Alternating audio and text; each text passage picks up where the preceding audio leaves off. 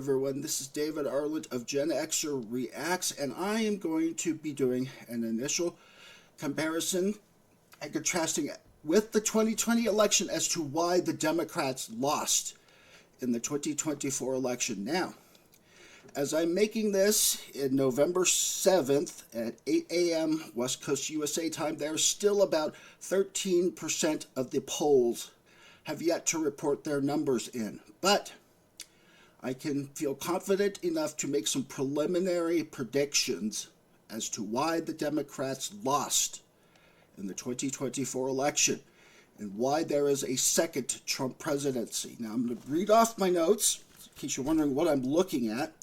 But in the 2020 election, we had Biden. 81.3 million voted for Biden. 74.2 million voted for Trump. Keep that number in mind, 74.2 million. That's 155.5 million people voted, or 66.8% of eligible voters. In this election so far, these numbers are going to change, but 72.7 million voted for Trump. That is less than last time.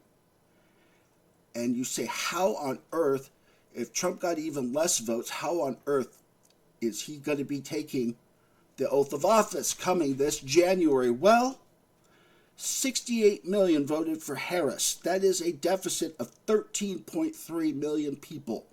And remember, in the 2020 election, there was at least the excuse of the pandemic going on.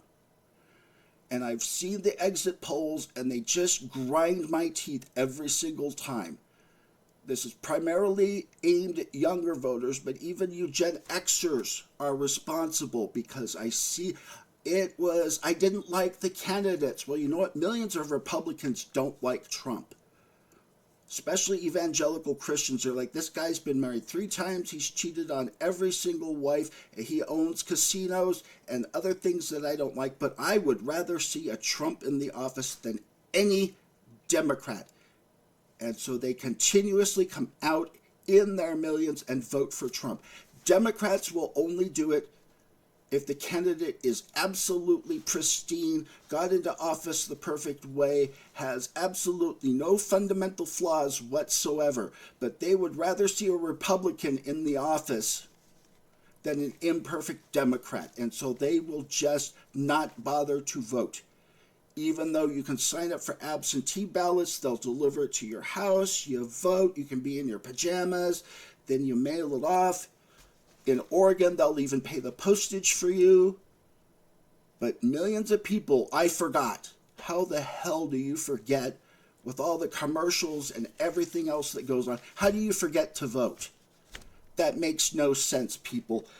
140.7 million have voted. That's a deficit down of 14.8 million voters from the 2020 election. That's 58% of eligible voters and 8.8% deficit from the last election. People, if you keep wondering why one side wins over the other, and that is because the Republicans consistently vote every single time, whether it's a presidential election, whether they think the candidate is 100% perfect or not, whether it's an off-season election, whether it's a special election, Republicans vote. Democrats, if we feel like it, maybe we'll show up to the ballot booth. The voting booth, I should rather say. But every single year, every single election, I have to bite my fingers wondering if the Democrats are going to decide to grace us with their presence or not. And I'm quite frankly getting too old and too sick and tired of waiting around for Gen Zers to decide whether there's an app for that or if they can do it over their phone or not. As always, like, comment, subscribe, and share. We're in for a rough 4 years, people.